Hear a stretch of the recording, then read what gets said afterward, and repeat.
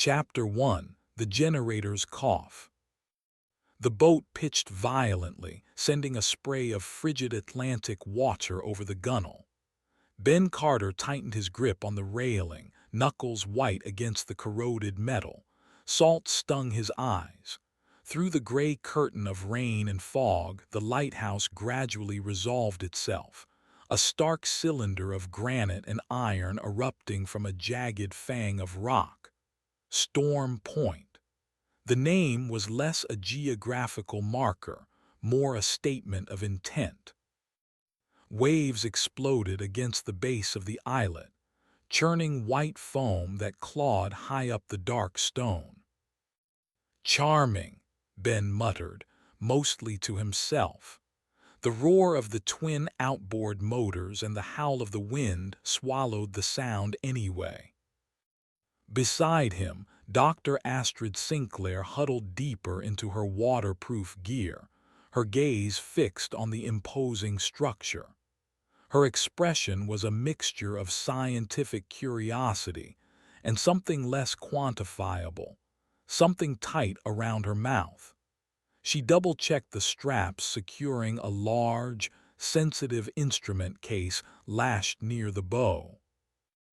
At the stern, sheltered slightly by the small cabin, Dr. Kalen Avery stood braced against the roll, seemingly impervious to the weather. A thin, intense man with eyes that never stopped moving, he scanned the lighthouse, the churning sea, the equipment piled precariously in the small vessel. A sharp, almost predatory eagerness radiated from him. "Perfect conditions," Avery shouted over the wind, a manic grin splitting his face. "The ambient interference levels are exactly as predicted. High atmospheric ionization, constant particulate saturation from the spray. This is where the phenomenon thrives." Astrid turned, pulling her hood tighter. "The conditions also make docking extremely hazardous, Kalen, and equipment deployment will be treacherous." "Nonsense, Astrid," Avery waved a dismissive hand. "Jenny handled worse. Haven't you, Jenny?"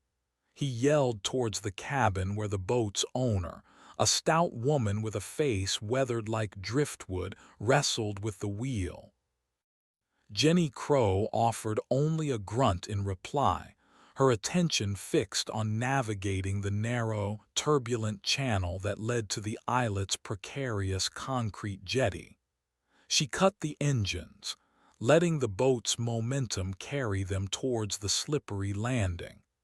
Ben and Avery scrambled, ropes in hand, ready to leap ashore. The landing was rough.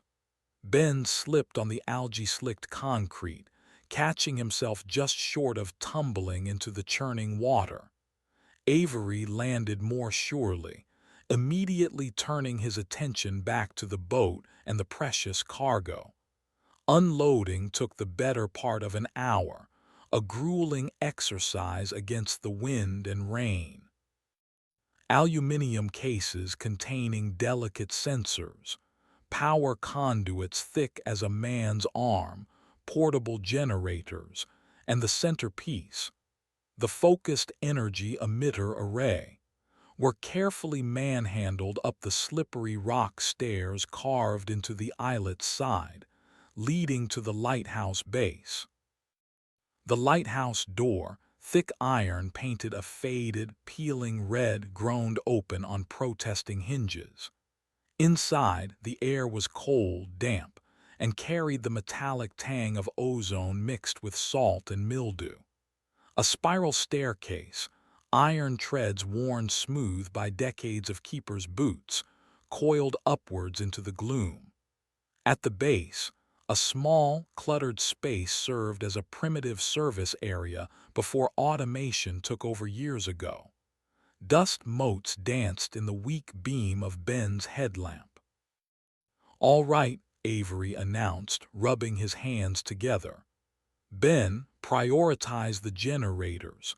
We need stable power before anything else. Astrid, coordinate the sensor placement. I want baseline readings from the tower's exterior, the lantern room, and the bedrock itself. Interface points alpha, gamma, and delta. Ben nodded, already assessing the flacking concrete floor for the most level spot for the twin portable generators. They were heavy beasts, smelling of diesel and oil. He wrestled the first one into position, the effort warming him against the damp chill. Astrid consulted a ruggedized tablet, her brow furrowed as she compared the schematics to the lighthouse's actual structure. The stonework up high looks compromised, Kalen, Astrid said, pointing towards the upper levels visible through the spiraling stairs. Mounting the gamma sensors directly might be unstable, especially with this wind. Secure them properly, Doctor, Avery replied curtly, already unpacking the emitter array components. Double anchors if required. We need those readings uncontaminated by structural vibration. Precision is paramount. Ben got the first generator positioned and started the fueling process, the pungent smell of diesel cutting through the damp air. He checked the connections, the fuel lines, the exhaust port directed towards a ventilation grate near the base. Satisfied, he pulled the starter cord. The generator sputtered, coughed violently, then roared to life, its harsh mechanical rhythm vibrating through the stone floor. The bare bulbs overhead flickered, then shone with a steadier, brighter light. He moved to the second generator. As he worked, he noticed things. The way the wind didn't just whistle around the tower but seemed to create odd harmonic resonances within the structure itself. A rhythmic thrumming that vibrated deep in his chest cavity. On the wall near the door, someone had crudely scratched markings into the stone beneath the peeling paint, patterns that seemed almost familiar, like diagrams of wave propagation, but distorted, nightmarish. Astrid returned from placing the first set of sensors near the base, her face pale. Kalen, the exterior magnetic field readings are erratic, far beyond simple storm interference. There are localized spikes, almost pulses, that don't correlate with the lightning strikes. Avery glanced up from a complex wiring harness, impatience etched on his features. Atmospheric capacitance, Astrid. Charge buildup and discharge across the saline boundary layer. Entirely expected. Filter the noise. This isn't noise, Astrid insisted, holding up the tablet. The waveform is too coherent, too patterned. Your definition of pattern needs recalibration, Doctor, Avery snapped. Focus on the deployment. Ben, second generator ready. Almost, Ben grunted, pulling the starter cord on the second machine. It caught faster this time, adding its roar to the first. The combined noise inside the lighthouse base was deafening, a physical pressure against the eardrums. Power cables snaked across the floor, connecting the generators to a central distribution unit, then branching off to the various scientific instruments. Hours passed. The storm raged unabated outside. Inside, the team worked under the harsh glare of utility lights, the air thick with engine fumes and the peculiar ozone tang. Ben finished connecting the main power conduits to the emitter array, a complex lattice of polished metal and crystalline structures mounted on a heavy-duty tripod near the center of the room. Astrid, after securing the exterior sensors with extra mounting brackets, was now carefully positioning delicate atmospheric samplers up the spiral staircase, moving slowly, deliberately. Avery oversaw everything, darting between stations, checking readings on multiple screens, making minute adjustments to the emitter controls. His initial excitement had settled into a state of intense, almost obsessive focus. "All right," Avery declared finally, stepping back from the emitter console. "Baseline readings established, power output stable, environmental saturation is optimal. Let's initiate the primary resonance sequence. Low power calibration test. Ben, confirm power flow to the emitter." Ben checked the gauges on the distribution unit. Flow confirmed.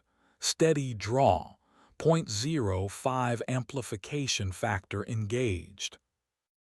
Acknowledged.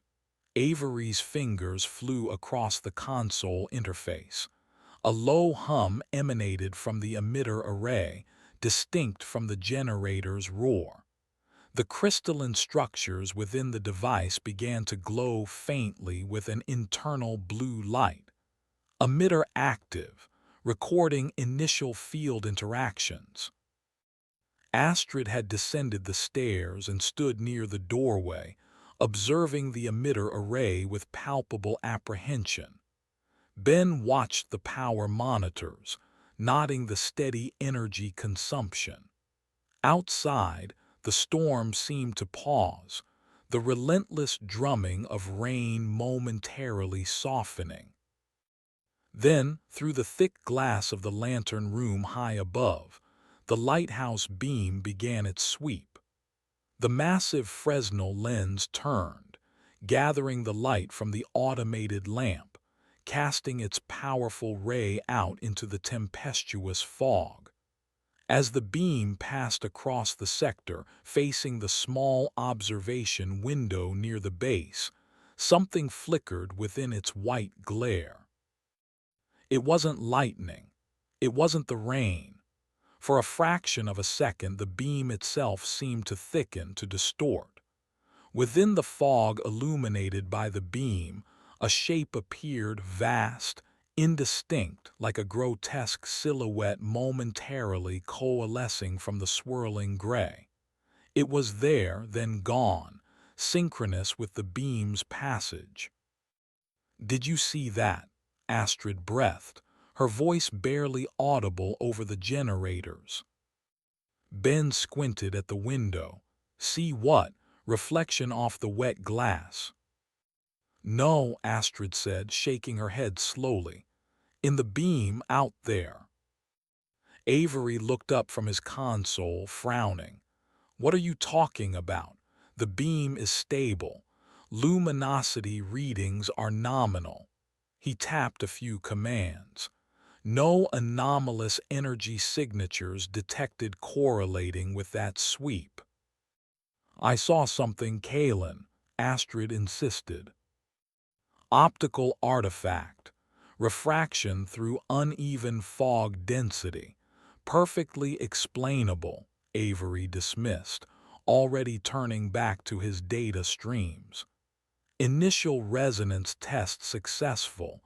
Minimal interference. We proceed to stage 2 amplification shortly." Ben glanced at the power distribution unit again. A small red light blinked insistently on one of the panels. "Transient energy fluctuation, source undetermined." He frowned. That wasn't there a moment ago. Outside, the wind picked up again, slamming against the iron door with renewed force. The low thrumming resonance within the stonework seemed deeper now, a discordant note under the generator's steady roar. The brief glimpse of something in the fog lingered in his mind's eye, unsettlingly clear. He made a note on his own log. 16. 47 unidentified visual anomaly concurrent with emitter activation. Power fluctuation recorded. Explainable or not, something felt wrong. Chapter 2. Resonance Cascade. Stage 2 amplification, Avery announced, his voice tight with concentration. He adjusted several dials on the emitter console, increasing resonance field by 0.15 factor. Monitor all sensor feeds closely. The low hum from the emitter array deepened, shifting pitch into something that vibrated not just in the air, but in the teeth, in the bones. The blue light within the crystalline structures intensified, casting sharp, dancing shadows across the cluttered room. Ben watched the power monitors intently. The draw from the generators surged, the engines straining slightly under the increased load before stabilizing. The red, transient energy fluctuation, light blinked faster now, almost a steady pulse. Kalen, the external magnetic field is becoming highly unstable, Astrid reported, her eyes wide as she stared at her tablet. The pulses are stronger, faster, and they're organizing, forming complex interference patterns around the entire islet. Excellent induced resonance patterns, Avery crowed, misinterpreting her alarm as confirmation of his theories. The atmospheric plasma is reacting to the focused energy stimulus. We're mapping its structure. This isn't structure, it's chaos, Astrid countered, stepping closer to the console, pointing at the swirling waveform display on her screen. These energy levels exceed safety parameters for the sensor housings. We risk cascading equipment failure. The equipment is rated for spikes up to 30% above norm. We're hitting 40% now, and it's climbing. Outside, the storm responded. The wind's howl rose to a piercing shriek, battering the lighthouse structure with renewed ferocity. A tremendous crack of thunder exploded directly overhead, simultaneous with a blinding flash of lightning that momentarily overwhelmed the internal lights. One of the generators sputtered violently, its rhythm faltering before catching again with a plume of dark exhaust smoke. Generator 2 voltage regulator fluctuating, Ben shouted over the din, moving quickly towards the offending machine, trying to compensate. Before he could reach it, a high-pitched whine erupted from the emitter array. One of the smaller focusing crystals near the top cracked audibly, a thin spiderweb fracture appearing on its polished surface. Avery cursed under his breath, making rapid adjustments on the console. Minor stress fracture, acceptable tolerance, he muttered, though a tic had started near his left eye. The energy concentration is higher than the simulations predicted. The lighthouse beam continued its relentless sweep through the raging storm. As it passed the observation window this time, the phenomenon Astrid had glimpsed earlier was unmistakable. A definite form solidified within the illuminated fog, gaunt, skeletal figures, draped in what looked like tattered rags or seaweed, their limbs moving with unnatural, jerky motions. They seemed to reach towards the lighthouse from within the beam's cone. The image lasted only the second the beam swept past, but it was sharp, terrifyingly detailed. "There, did you see them that time?" Astrid cried, grabbing Avery's arm. Avery flinched away, staring at the window, then back at his instruments. Sensor sweet gamma just went offline. High impact reading followed by total signal loss. Ben remembered Astrid's earlier concern. Gamma was the one mounted high on the exterior stonework, right? The part you said looked compromised. Yes, Astrid confirmed, her face ashen. Something hit it or tore it loose. Impossible. The wind shear is strong enough to rip those anchors, Avery began, but stopped as a distinct, heavy scraping sound echoed down the spiral staircase from above. It was metal dragging on stone. All three froze, listening over the roar of the generators and the storm. The scraping continued for a few seconds, then stopped, replaced by a series of dull, rhythmic thuds against the upper structure. "What is that?" Ben asked, reaching for the heavy wrench he'd used earlier. "Loose debris," Avery suggested, though his voice lacked conviction. "Storm damage." "That wasn't debris," Astrid whispered. "That sounded deliberate." A sudden blast of intensely cold air swept through the room, extinguishing the small flame of a backup oil lamp that sat on a shelf. Goosebumps erupted on Ben's arms. The air carried a distinct, unpleasant odor: stagnant seawater, rotting fish, and something else, something metallic and cloying. Where did that draft come from? Ben moved towards the heavy iron door, checking the seals. "This place is supposed to be airtight when sealed." He ran his hand along the door frame. It was icy cold to the touch, condensation forming rapidly on the metal. Then he saw it, a single, perfect handprint pressed onto the interior side of the small observation window. It was dripping wet, composed of murky condensation against the glass, the fingers unnaturally long and thin. He recoiled, pulling his hand back. Something out there, or it was in here. Avery stared at the handprint, his scientific certainty finally beginning to crack, replaced by a horrified disbelief. "That's impossible. Condensation patterns." "That's not condensation, Kalen," Astrid snapped, her voice trembling. "Look at it." As they watched, the handprint seemed to slowly slide down the glass, leaving watery trails behind before vanishing completely. A low moan echoed from outside, momentarily audible over the storm's fury. "Power readings are spiking again," Ben yelled, forced back to practicality by the flashing alarms on the distribution unit. "Emitter array is drawing erratically. It's exceeding maximum power tolerance." On the emitter console, multiple error messages flashed across Avery's screen. He worked frantically, trying to regain control, but the machine seemed to have a will of its own.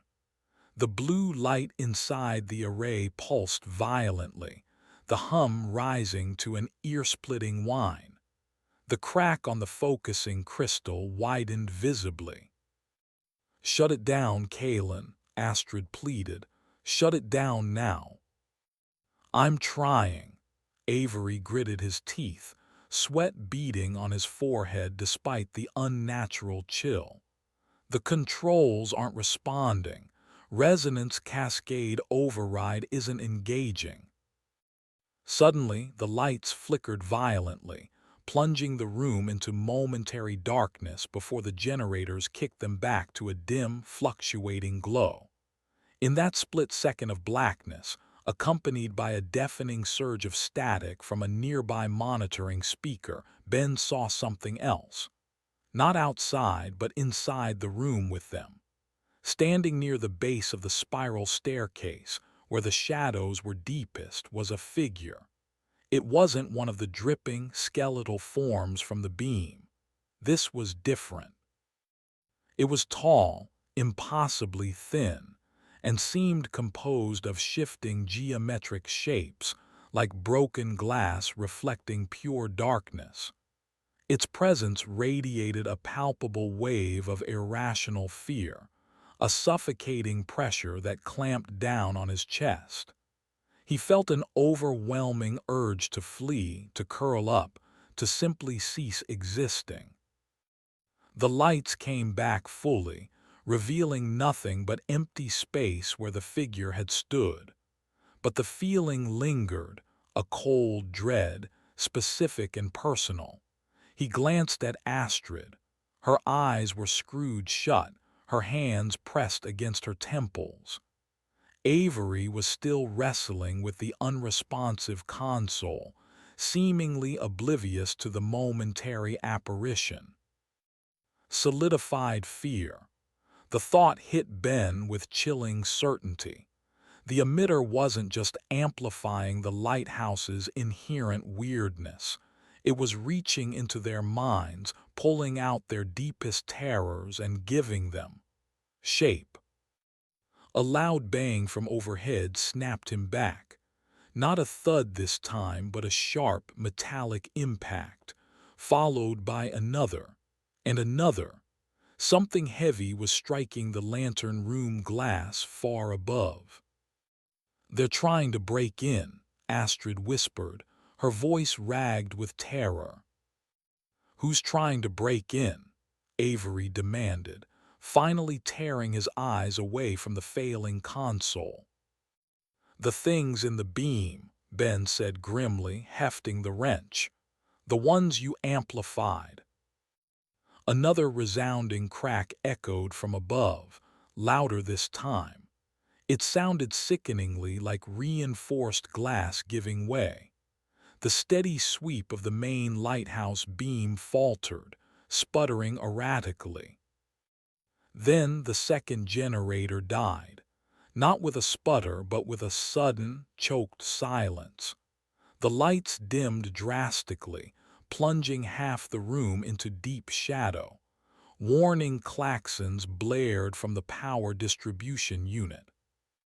"We've lost main power feed B," Ben shouted, moving towards the dead generator, trying to restart. But as he reached the machine, he stopped cold.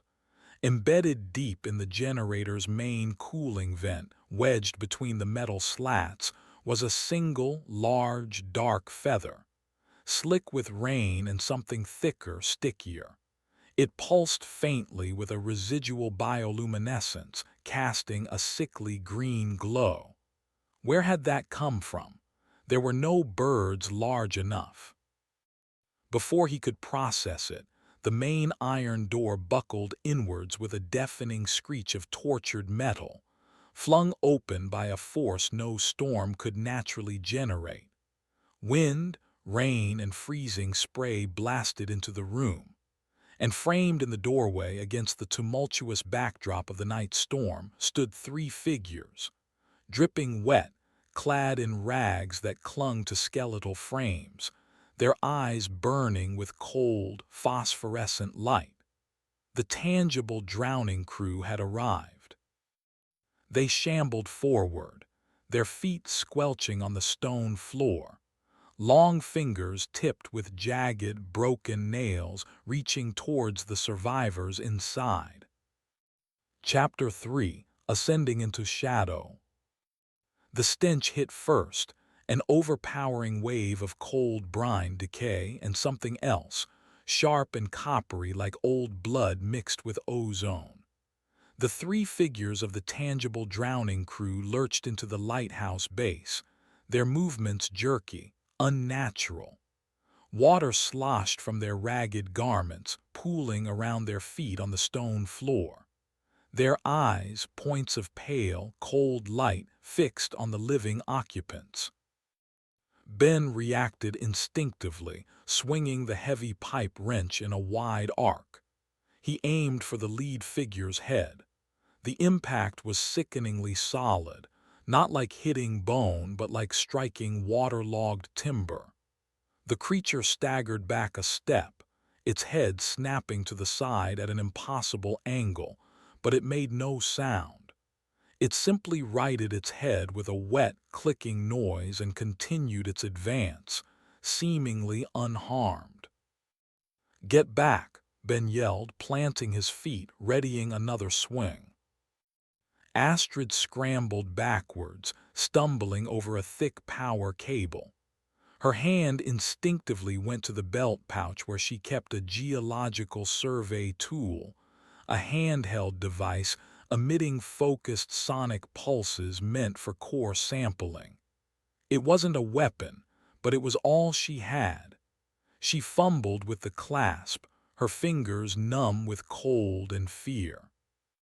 Avery stared, his mouth agape, his face a mask of horrified incomprehension.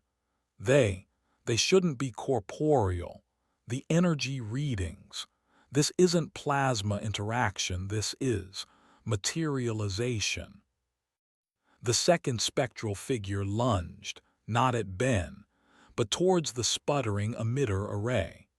Its long, dripping fingers reached for the cracked focusing crystal.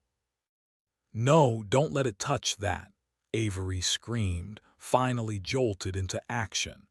He grabbed a heavy aluminum sample case from the floor and hurled it clumsily at the creature. The case struck the figure's arm, passing through the spectral limb with a faint shimmer, clattering harmlessly against the far wall. The creature ignored him, its attention fixed on the pulsing blue energy. The third figure advanced on Astrid. She finally ripped the sonic pulsar from its pouch, thumbing the activation stud. A high-frequency whine, barely audible to human ears, emanated from the device. She aimed it at the approaching figure's chest.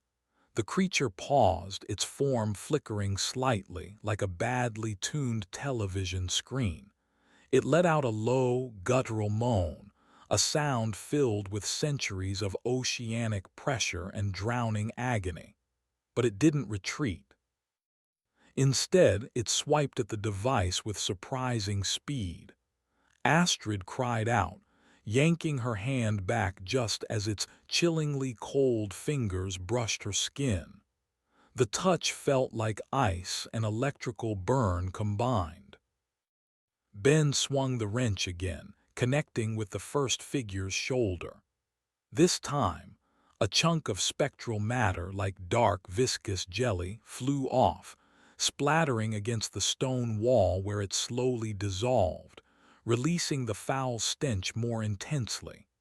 The creature barely slowed. He realized with dawning horror that blunt force was having minimal effect. They were solid enough to interact, to attack, but perhaps not susceptible to damage in the conventional sense. Suddenly, the damaged emitter array, touched now by the second figure, flared violently. A blinding arc of raw energy erupted from the cracked crystal, striking the spectral creature directly. The figure convulsed, its form dissolving into shimmering particles and screaming static before vanishing completely. But the energy discharge didn't stop there. It leaped from the emitter chassis, grounding itself through the nearest conduit, the power cable Astrid had tripped over. The thick cable exploded, showering the area with sparks and molten rubber. Astrid screamed, shielding her face as hot fragments rained down. The overhead lights died completely this time, plunging the entire lighthouse base into near-total darkness, save for the residual blue glow of the failing emitter, the faint phosphorescence from the two remaining spectral intruders, and the frantic beam of Ben's headlamp. The one remaining functioning generator choked and died, silencing its mechanical roar, leaving only the shriek of the storm and the wet, shuffling sounds of the attackers. Powers completely gone, Ben yelled, swinging his headlamp beam around wildly. Emitter overload feedback. In the erratic beam, the remaining two spectral figures looked even more horrifying. Their outlines seemed sharper, their cold light more intense in the oppressive darkness, and the feeling of personalized dread intensified. Ben's beam swept past the base of the stairs again. The tall, geometric shadow figure he'd seen earlier flickered back into existence for a terrifying instant, seeming to gesture upwards with an arm made of pure negation. His fear, given form by the rampant energy. "Upstairs," Astrid shouted, her voice strained. "It's the only way. We have to get out of this room." Avery seemed paralyzed, muttering about energy states and impossible materializations. The equations, they don't account for this. Ben grabbed Avery's arm, pulling him roughly towards the spiral staircase. "Move, Doctor, now." The first spectral figure, the one Ben had hit twice, lunged again, blocking their path to the stairs. Its empty sockets fixed on Ben. The other creature, the one Astrid had repelled with the sonic pulsar, advanced on her, its movement slow but relentless. Ben shoved Avery towards the stairs. "Go, get up there." He turned to face the creature blocking him, wrench held defensively. His headlamp beam caught the intricate, distorted patterns scratched into the wall near the stairs. They seemed to pulse faintly in rhythm with the remaining light from the emitter. Astrid fired the sonic pulsar again at the creature stalking her. It flinched, its form wavering, buying her a precious second. She scrambled past it, reaching the base of the iron steps just as Avery started climbing. Ben feinted left, then darted right, trying to slip past the spectral guard. The creature reacted with surprising speed, its icy hand grabbing his jacket sleeve. An agonizing coldness radiated up his arm, numbing the limb instantly. He yelled, twisting violently, tearing the fabric, wrenching himself free. He scrambled onto the first step of the spiral staircase, turning to swing the wrench defensively downwards. The creature started to climb after him, its waterlogged rags dragging on the iron treads. Below, the second figure turned from Astrid and began its own slow, inexorable ascent. "Keep moving," Ben urged Avery and Astrid above him. The spiral staircase was narrow, barely wide enough for one person at a time. Their ascent was slow, hampered by the darkness and the slickness of the worn treads. Water dripped from above, likely coming through the damaged lantern room.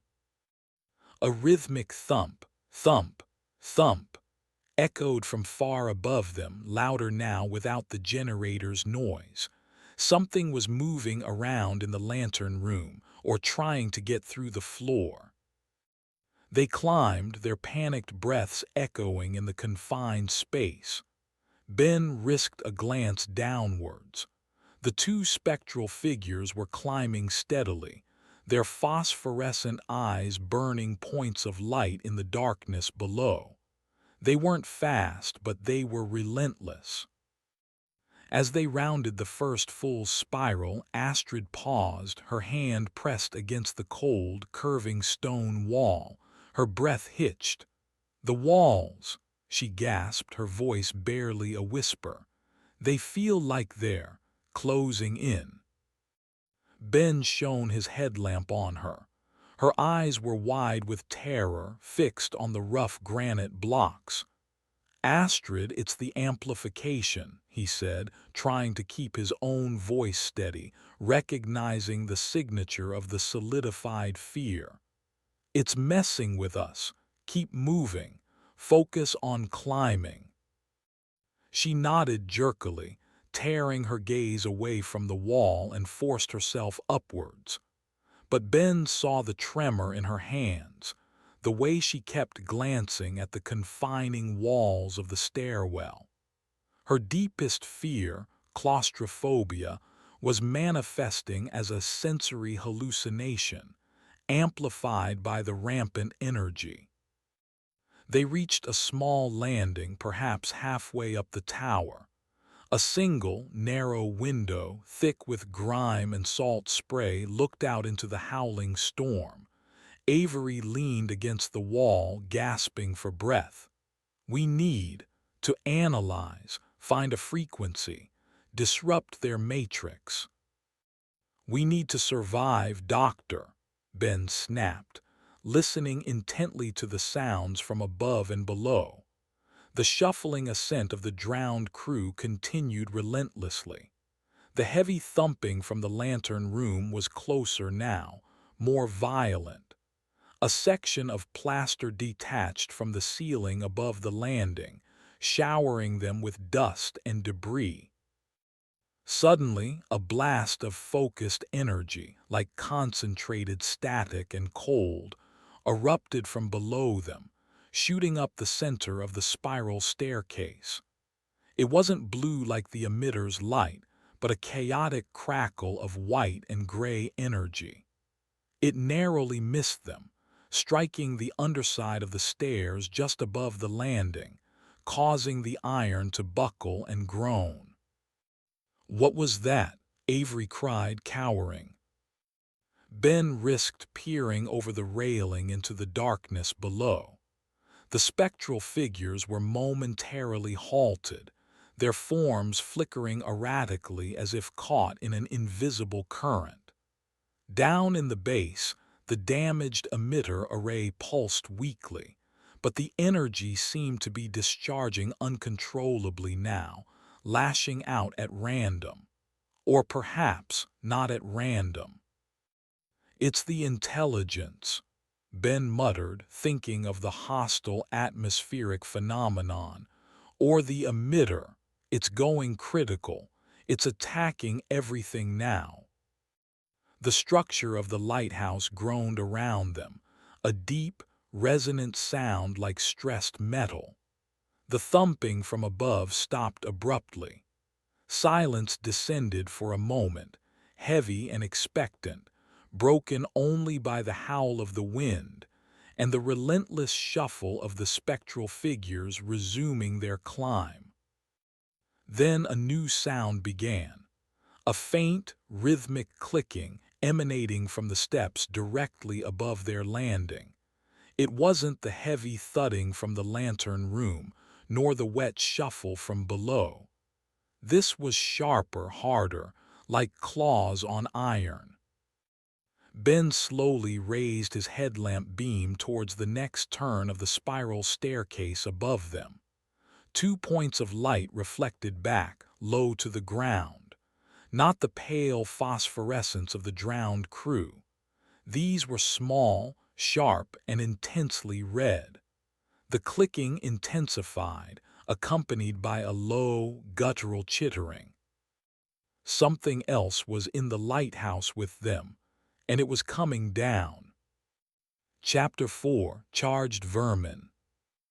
The clicking grew louder, faster, echoing unnervingly in the tight confines of the spiral staircase. Ben held his headlamp beam steady on the curve above. The 2 red points of light multiplied. 4, 8. A dozen pairs of tiny, malevolent eyes glittered back at him from the descending darkness. A low, multi-throated chittering swelled, underscored by the scratching of countless tiny claws on the iron treads. It wasn't a single creature, it was a swarm. "What is that?" Avery breathed, peering around Ben's shoulder. His earlier scientific detachment completely shattered, replaced by raw panic.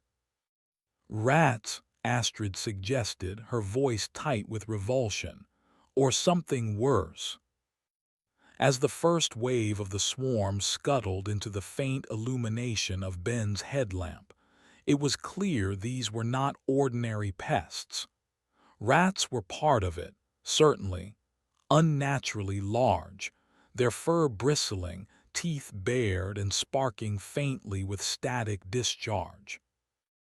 But mixed among them were other things. Spiders the size of a man's hand, their multiple eyes glowing crimson. Beetles with carapaces that shimmered with captured energy. Centipede-like creatures moving with unnerving speed, their segmented bodies crackling. They moved with a coordinated, hive-mind intelligence, a single tide of chittering, clicking horror pouring down the stairs. Charged vermin, animated and amplified by the rampant energy saturating the lighthouse. "Back, get back," Ben yelled, shoving Avery and Astrid further onto the small landing. He swung the wrench wildly at the leading edge of the swarm. It connected with several rats, crushing them with sickening crunches, but the tide barely hesitated, flowing over the crushed bodies of their kin. Tiny arcs of static electricity jumped from their fur to the metal wrench, delivering sharp, painful shocks up Ben's arm. Astrid raised the sonic pulsar again, aiming upwards. She activated it, sweeping the high-frequency beam across the descending swarm. The effect was immediate and chaotic. The chittering rose to a frantic screech. Several creatures convulsed, falling from the stairs to splatter on the steps below. The swarm's coordinated movement faltered, individuals scurrying in confusion, some turning on each other in frenzied aggression. But the pulsar's battery indicator flashed red. Its power was nearly depleted after the earlier encounters. "It's working," Avery exclaimed, a flicker of his scientific mind resurfacing. "Frequency disruption. Maintain the sonic pressure." Battery's almost gone," Astrid shouted back, the device sputtering in her hand. Below them, the wet shuffling sounds intensified. The tangible drowning crew members had reached the base of the landing, their pale, empty eyes gazing upwards. They seemed momentarily deterred by the chaos above, but their slow, relentless ascent continued. Ben glanced down, then up, trapped between the spectral dead and the energized swarm.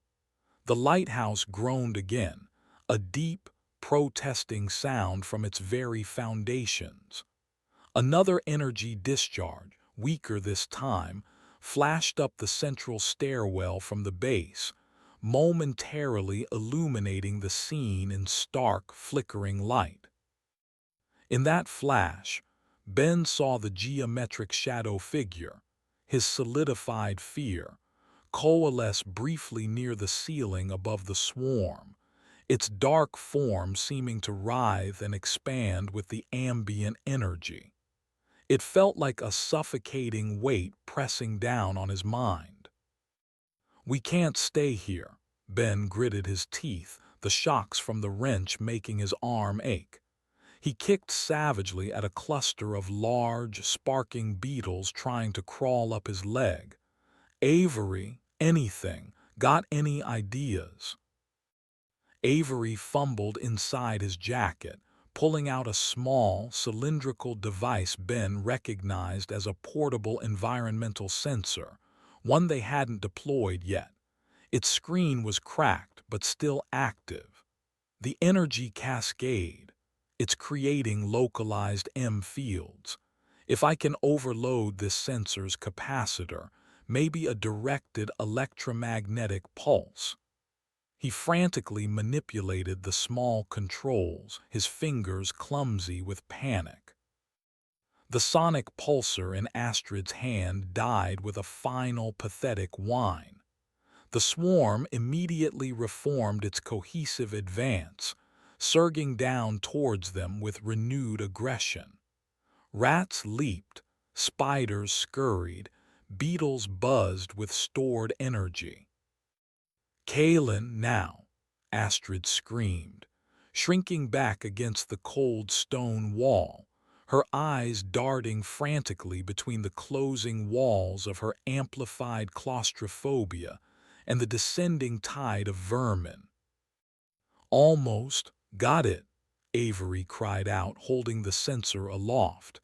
He jammed a final command onto its interface. The device emitted a sharp whine, its cracked screen flaring brightly, then it went dark. For a heartbeat, nothing happened. Then, with a silent concussion that Ben felt more than heard, a pulse of electromagnetic energy radiated outwards from the dead sensor. The effect on the swarm was dramatic. Creatures caught in the direct path convulsed violently, tiny sparks erupting from their bodies. Many simply dropped, lifeless, tumbling down the stairs. The red glow in their eyes extinguished. The coordinated movement dissolved completely. The surviving vermin scattered in panic, scurrying back up the stairs or into crevices in the stonework. But the pulse had other effects. Ben's headlamp flickered and died, plunging their section of the stairwell into deeper darkness, lit only by the faint, cold light drifting up from the spectral figures below. Astrid gasped as her tablet, still clutched in her hand, went dark, its screen completely dead. "EMP fried everything," Avery stammered, dropping the useless sensor. "Headlamp, tablet." "Great," Ben muttered, shaking his dead headlamp uselessly. They were now almost blind, caught between threats. He could hear the wet shuffle of the drowning crew starting up the steps towards the landing. The scattered remnants of the vermin still clicked and chittered in the darkness above. "Up," Ben decided instantly. "We have to go up. Now move carefully, feel your way." He pushed Avery forward, then guided Astrid past him. "Stay close together." They stumbled upwards in the near darkness, hands sliding along the cold, damp stone wall on one side, the ornate but treacherous iron railing on the other. Below, the pale light of the spectral pursuers provided a terrifying backlight, casting their own elongated, distorted shadows up the stairs before them. Above, the occasional skittering sound reminded them the vermin weren't entirely gone. The structure felt increasingly unstable. Loose masonry crunched underfoot. The rhythmic thumping from the lantern room had ceased earlier, replaced now by a low, grating sound, like heavy machinery trying to move against resistance, punctuated by the occasional tinkle of falling glass. "The mechanism," Avery panted, climbing slowly. "The rotation gear must be damaged." They reached the next level, not a landing, but a narrow catwalk encircling the central column that housed the lighthouse's rotation mechanism. Metal grating formed the floor, slick with moisture. Through the grating, they could see the dizzying drop to the base, intermittently lit by the chaotic energy flashes from the dying emitter. Above them, maybe 15 more feet up a final, steeper flight of stairs, was the lantern room itself, or what was left of it. The grating sound was louder here, coming from directly above. Astrid stumbled, her hand flying to her mouth. The claustrophobia Ben realized must be overwhelming her here, surrounded by the complex machinery, the narrow catwalk, the darkness pressing in.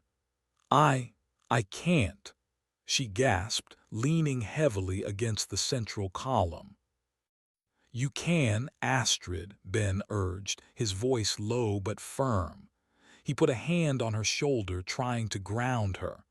"Almost there, just a little further." Suddenly, a section of the metal grating near the outer wall gave way with a tearing screech.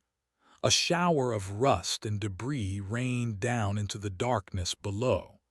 The lighthouse structure groaned loudly, and the entire catwalk tilted precariously.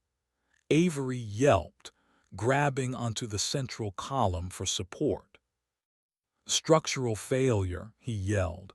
"The amplification, it's shaking the tower apart." Ben gripped the railing tighter, fighting for balance. He shone the weak beam of his backup penlight, mercifully unaffected by the EMP downwards. The two spectral figures were still climbing, now less than a full spiral below them. Their relentless progress was terrifying. He swept the weak beam upwards, towards the final flight of stairs leading into the lantern room. The grating sound intensified. Then something dripped onto the catwalk near his foot. Not water. Something thick, dark, and viscous. He traced the source upwards with the light. Leaking from the floor of the lantern room above, oozing down the central mechanism housing, was a black, tar-like substance. It pulsed faintly with a sickly internal light, similar to the feather he'd found in the generator. It moved sluggishly, defying gravity in places, coalescing into thick tendrils. It felt organic and hostile. The grating sound stopped, replaced by a wet, sucking noise. They were trapped. The drowning crew ascending relentlessly, the structure failing around them, Astrid crippled by amplified fear, and something unknown and monstrous waiting just above in the heart of the storm, the heart of the amplified chaos. The final ascent looked less like an escape route and more like climbing directly into the monster's maw. Chapter 5: The Black Ichor and the Broken Eye. The thick, black ichor oozed down the central column, gathering in pools on the metal grating of the catwalk. It seemed to absorb the faint light from Ben's penlight, making the area around it even darker. The wet, sucking sound from the lantern room above grew louder, punctuated by a low, resonant hum that vibrated through the structure. Below, the spectral figures of the drowning crew reached the bottom of the final, steep flight of stairs leading up to the catwalk, their pale eyes fixed on the survivors. Their shuffling, waterlogged steps echoed upwards. They had maybe 30 feet to climb.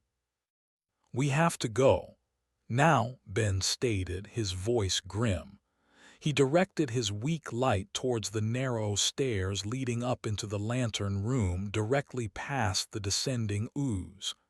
"Avery, you first. Astrid right behind him. I'll be last." Avery hesitated, staring at the poolsing black substance coating the lower steps. What is that stuff?" "Don't know, don't touch it," Ben ordered. "Move quickly. Stay near the outer railing, away from the central column if possible." Avery nodded, swallowing hard. He took a deep breath and started up the steps, carefully placing his feet, avoiding the slick black patches. He moved with surprising speed, desperation overriding his earlier paralysis. Astrid, however, balked. She pressed herself back against the relatively solid central column, her eyes screwed shut. "No, too tight. The ceiling. It's coming down." Her amplified claustrophobia was peaking. The narrow confines of the final staircase, combined with the oppressive darkness and the unknown horror above, were overwhelming her. Astrid, Ben grabbed her arm, his fingers digging in slightly. "Look at me." He shone the penlight onto his own face, trying to cut through her terror. "It's the energy. It's messing with your head.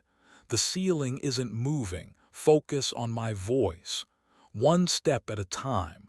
Follow Avery. I'm right behind you." She opened her eyes, pupils dilated, breath coming in ragged gasps. She looked from Ben to the ascending Avery, then to the narrow, dark stairway ahead. Below, a spectral hand, bone-white and dripping, reached the level of the catwalk grating. The immediate threat snapped something in her.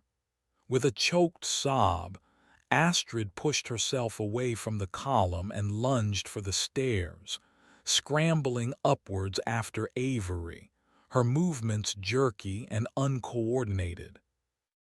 Ben turned, swinging the heavy wrench defensively as the first spectral figure hauled itself onto the catwalk. He backed towards the stairs, keeping his light partially on the creature and partially on the steps behind him. The creature advanced, its dripping rags leaving trails on the grating. Its cold aura washed over him, making his teeth ache. He took the first step backwards, then the second. The black ichor dripped onto the iron tread near his boot, sizzling faintly like acid. He recoiled, nearly losing his balance on the slick metal. He risked a quick glance upwards.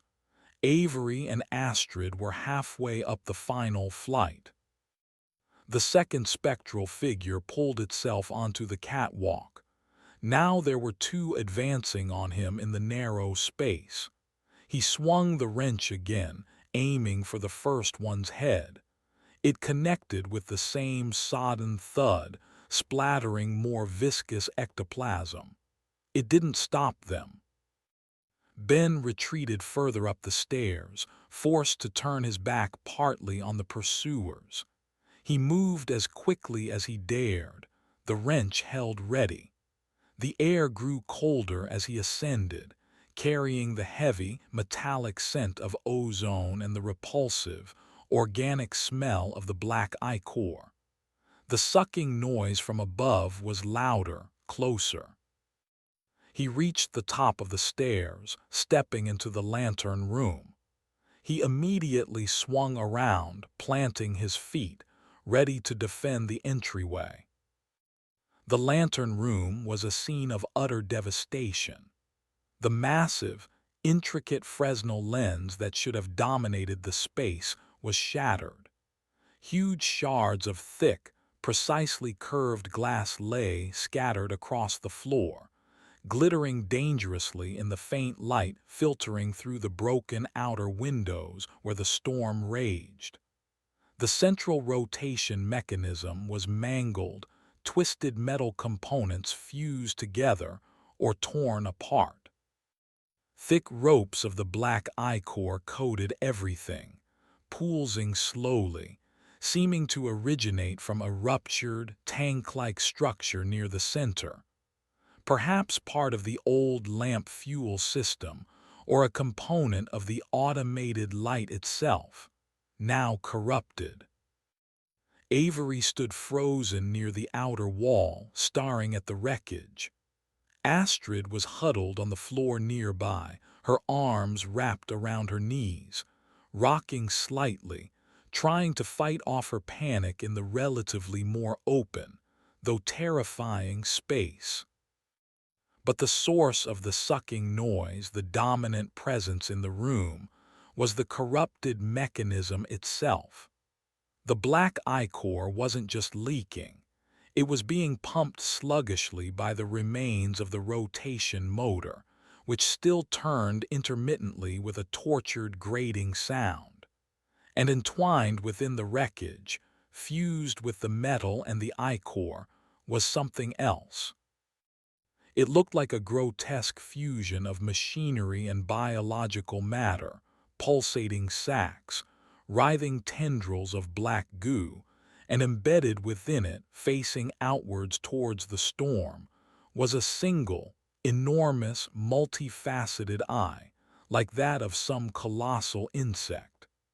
Its surface reflected the chaotic flashes of lightning from outside, shifting through sickening colors. The atmospheric intelligence, it seemed, was no longer just an ambient field. It had found a focal point, creating a crude, hideous body from the lighthouse's own heart. Ben stared, momentarily stunned by the sheer biomechanical horror. Then the first spectral figure appeared at the top of the stairs, its cold eyes fixing on him. He raised the wrench. Suddenly, the giant multifaceted eye swiveled, its gaze locking onto the spectral intruder. A low hum emanated from the central mass, and a focused beam of pure black energy. The absence of light shot out, striking the drowning crew member directly.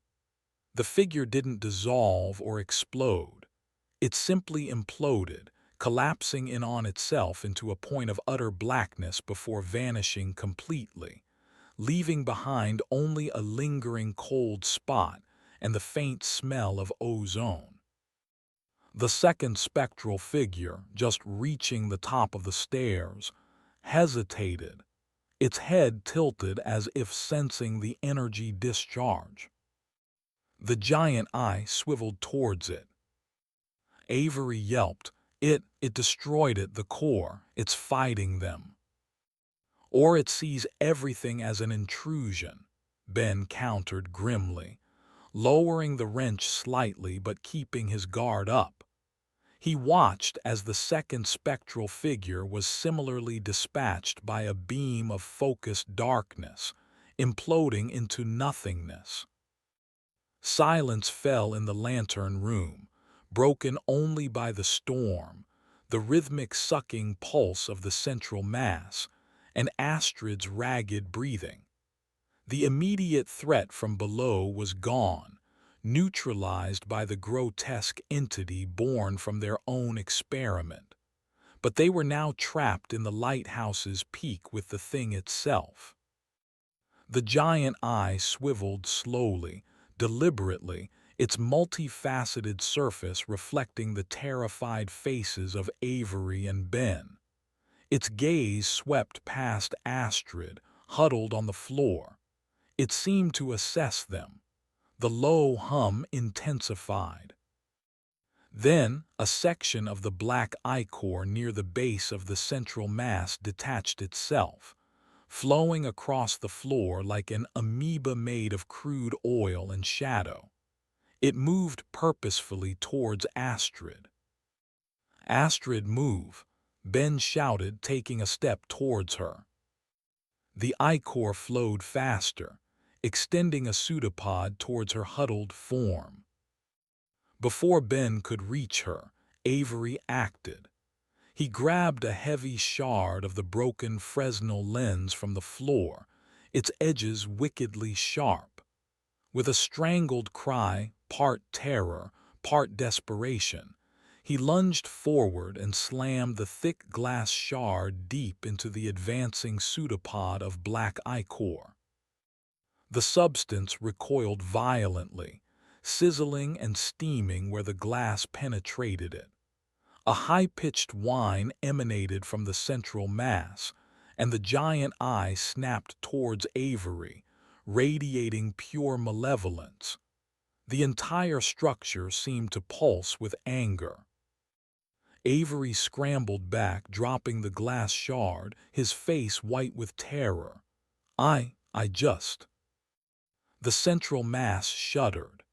Several metallic components coated in the black ichor detached themselves from the main body, gears, levers, sharpened pieces of framework. They hovered in the air for a moment, animated by the same energy pulsing through the core, then shot towards Avery like crude, deadly projectiles. Chapter 6: Shards and Collapse. The sharp, ichor-coated metal projectiles flew towards Avery with vicious speed. He cried out, stumbling backwards, arms flailing defensively. One jagged gear ripped through the sleeve of his jacket, gouging a deep wound in his forearm. Another, a heavy lever arm, slammed into his ribs, knocking the wind out of him and sending him sprawling onto the debris-strewn floor with a sickening thud. He landed amongst the treacherous shards of the broken Fresnel lens. Ben reacted instantly. He lunged forward, grabbing the largest piece of curved lens glass he could safely lift, a thick segment nearly 3 feet long with lethally sharp edges. Using it like a crude shield, he positioned himself between the injured Avery and the pulsating central mass. The giant multifaceted eye tracked his movement, its surface swirling with hostile colors. The low hum intensified.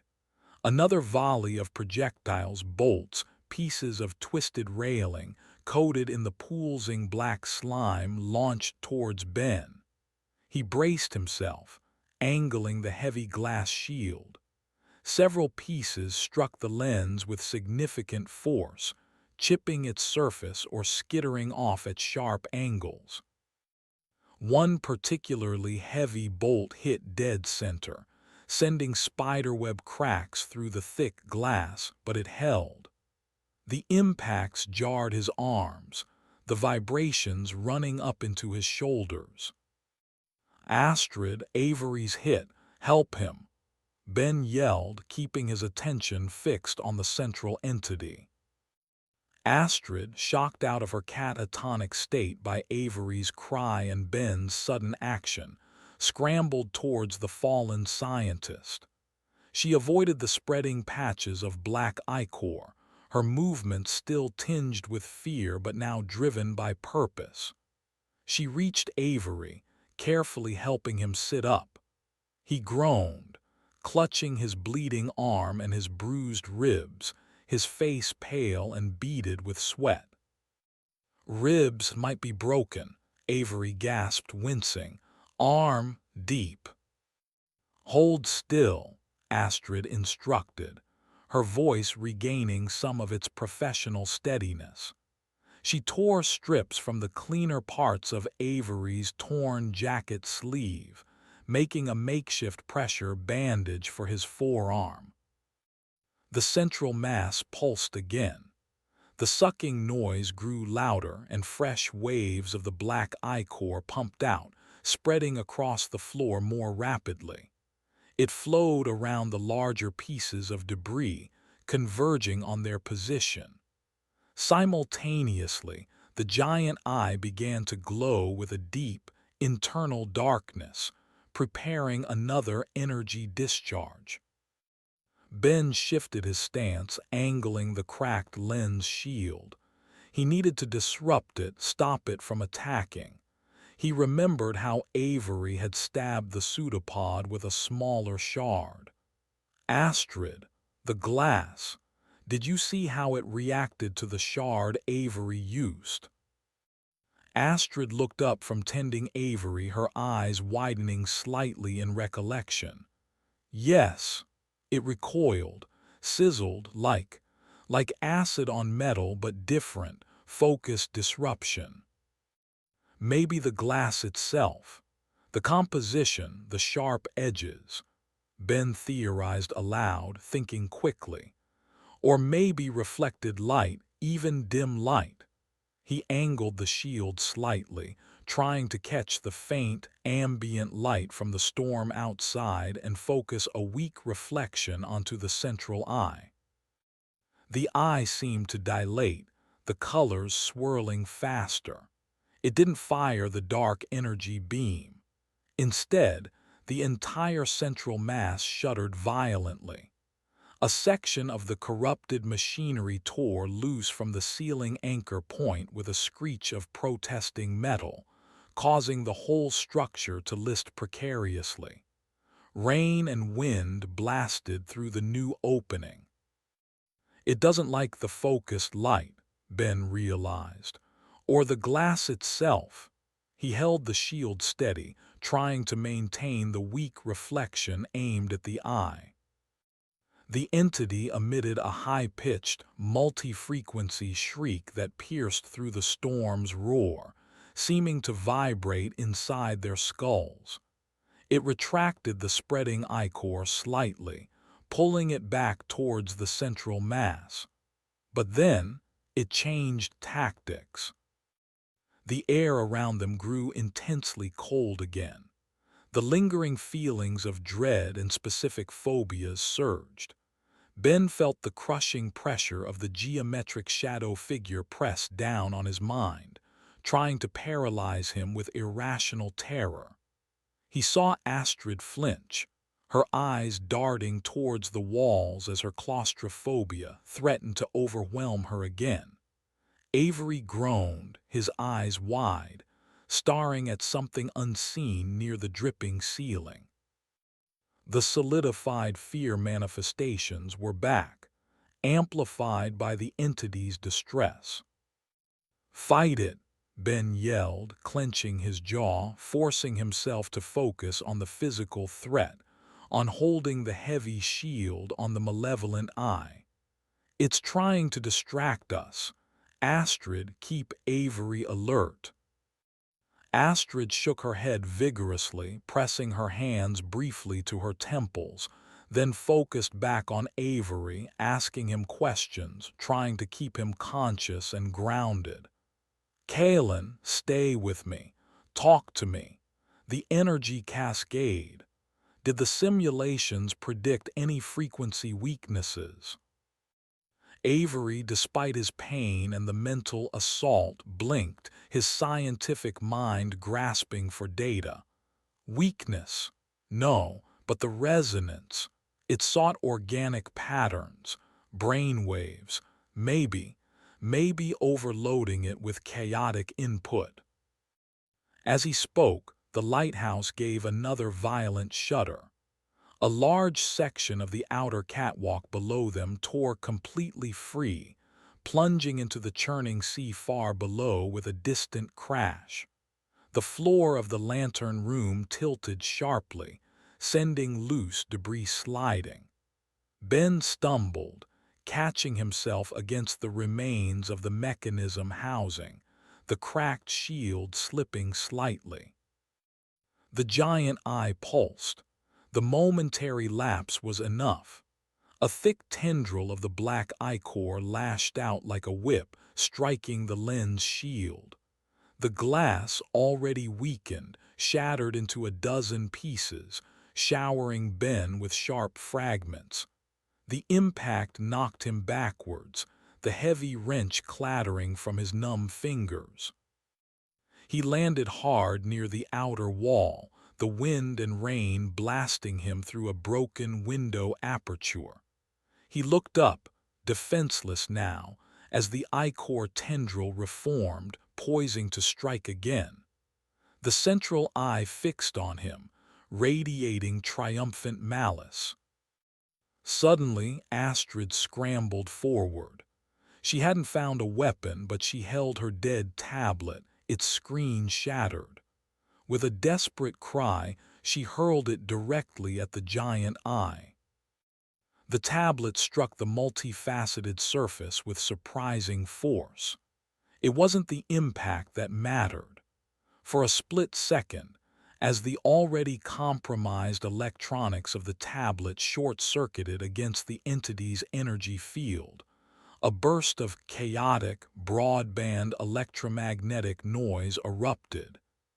An echo of the EMP Avery had triggered earlier, but localized and dirty. The giant eye convulsed violently. The colors on its surface flickered and desynchronized. The focusing hum faltered. The poised ichor tendril retracted spasmodically back into the central mass. The entity shrieked again, A sound of digital feedback and organic pain merged together. It seemed genuinely wounded, or at least disoriented, by the chaotic energy burst. But the lighthouse couldn't take any more. The entity's violent reaction, combined with the storm and the previous damage, was the final straw.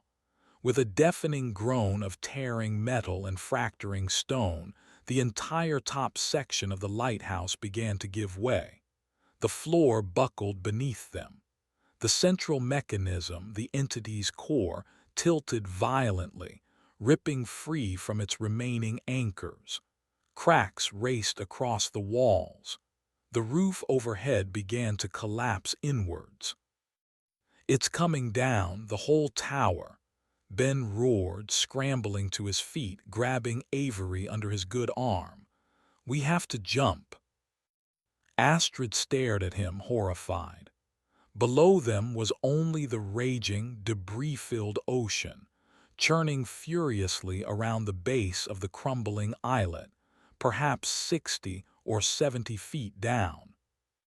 "Jump, we'll die," she cried. "We'll die if we stay," Ben countered, hauling the groaning Avery towards the largest opening in the outer wall, where a section had collapsed completely. "It's the only chance, now." He looked down at the maelstrom below, then back at the collapsing room and the flailing, screeching entity entangled in the falling wreckage. He met Astrid's terrified gaze. There was no other option. Chapter 7: Salt and Silence.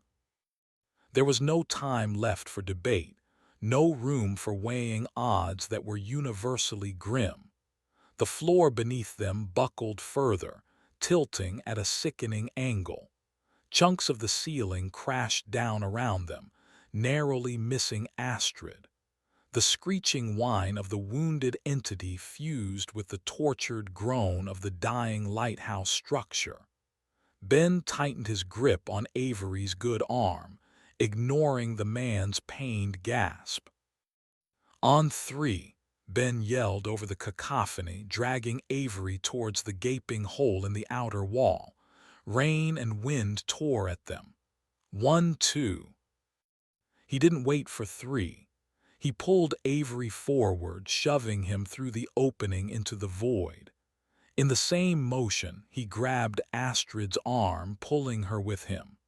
For a horrifying fraction of a second, they hung suspended against the howling gray backdrop of the storm, the churning sea impossibly far below. Then gravity took hold. The fall was chaos. Wind ripped at their clothes, stinging spray blinded them.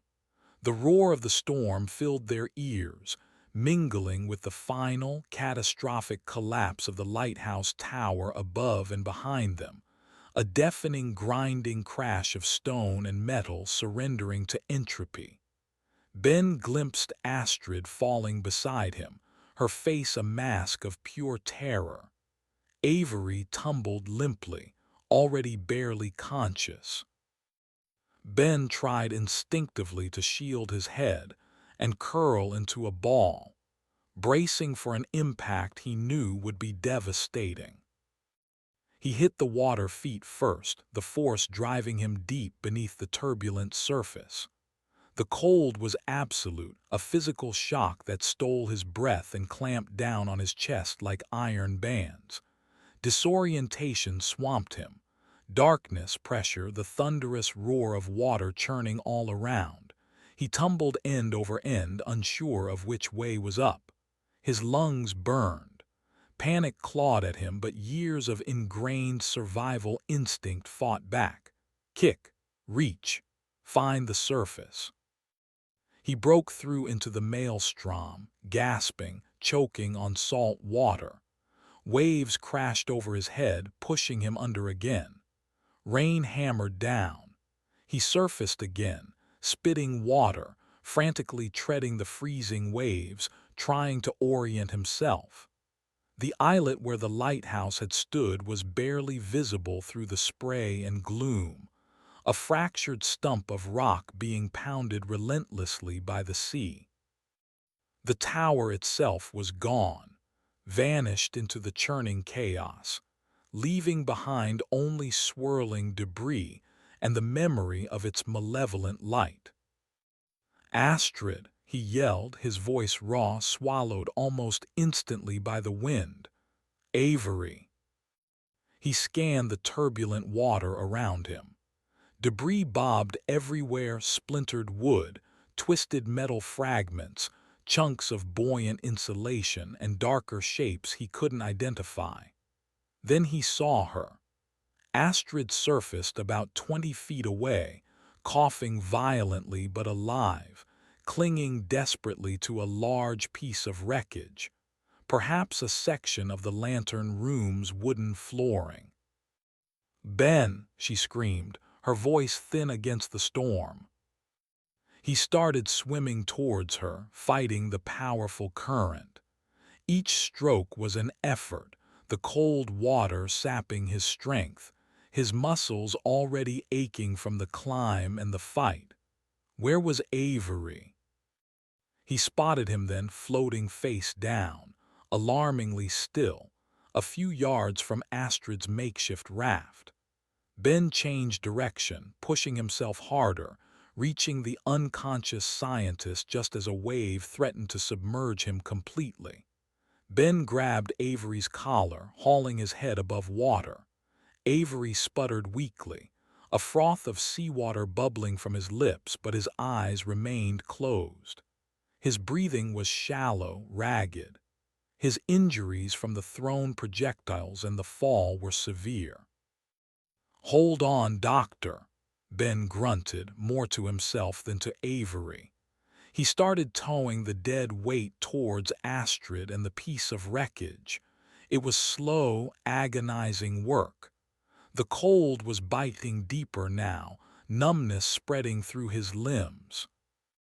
He reached Astrid's piece of flotsam. It was large enough for two, maybe three if they were careful. He helped Astrid haul Avery partially onto the relatively stable surface, securing his position as best they could, his head supported above the waves. Avery remained unconscious, his skin unnervingly pale. Astrid clung to the edge, shivering violently, her face streaked with rain and tears, her eyes wide with shock but focused. "Is he breathing?" "Barely," Ben replied, pulling himself partially onto the wreckage beside Avery, conserving energy. "Broken ribs, arm wound, probably concussion, hypothermia. Needs help we can't give him here." They clung to the wreckage, two conscious survivors and one barely living, adrift in the immense, hostile ocean. The storm, though still fierce, seemed to be lessening slightly in intensity, the relentless drumming of rain softening to a heavy downpour. The wind still howled, but perhaps with less fury than before. Or maybe they were just becoming numb to it. The water around them felt strange. The chaotic energy discharges from the Lighthouse base had ceased with its destruction, but there was a residual quality to the sea here. Faint, intermittent pulses of cold seemed to emanate from the depths. Strange phosphorescent glimmers, unrelated to bioluminescent plankton, flickered beneath the waves, perhaps echoes of the spectral crew or the charged vermin, their energy dissipating into the vastness. Ben saw a dark shape move quickly beneath their raft, too large, too fast for a normal fish in these waters, but it vanished before he could get a clear look. The amplified distortion wasn't entirely gone. Its remnants lingered, staining the very water around the site of its birth and death. Astrid stared back towards the ruined islet, her expression hollow. All that, the intelligence, the projections, was it always there, waiting, or did Avery, create it with the amplification? Ben shook his head, pulling his waterlogged jacket tighter, a futile gesture against the penetrating cold. Don't know, maybe both. Maybe it was a potential and Avery's experiment gave it the energy to manifest. Doesn't matter now. What mattered was the cold, Avery's fatting pulse, the endless expanse of gray water. They drifted in silence for a long time, huddled together for warmth on the precarious raft, the waves lifting and dropping them rhythmically. The sky began to lighten almost imperceptibly in the east, shifting from oppressive black to a bruised, deep gray. Dawn was approaching, though obscured by the thick cloud cover. Ben scanned the horizon constantly. Nothing, just endless gray waves merging with a gray sky. No sign of land, no boats, no distant lights. Jenny Crow, the boat charter owner, wouldn't be coming back for them, not after witnessing the initial chaos. Sheriff Miller on the mainland might eventually mount a search, but finding 3 people clinging to debris in this vastness, the odds were vanishingly small. Avery stirred, moaning softly, his eyelids fluttering. Astrid leaned over him, checking his pulse again. It's weak, thready. Ben, he won't last much longer like this. Ben knew she was right. He felt the cold creeping into his own core, a deep exhaustion settling over him. His limbs felt heavy, unresponsive. How long could they last? Hours. He looked at Astrid. Her face was pale, lips tinged blue, but her eyes held a spark of grim determination. They had survived the impossible, fought materialized ghosts and psychic projections, battled energized vermin and a biomechanical horror born of scientific hubris. They had escaped the collapsing tower. But survival here now felt like a different kind of horror, slow, quiet, inevitable. He followed her gaze towards the lightening horizon. Was that a break in the clouds, a subtle shift in the light, or just wishful thinking? He couldn't be sure.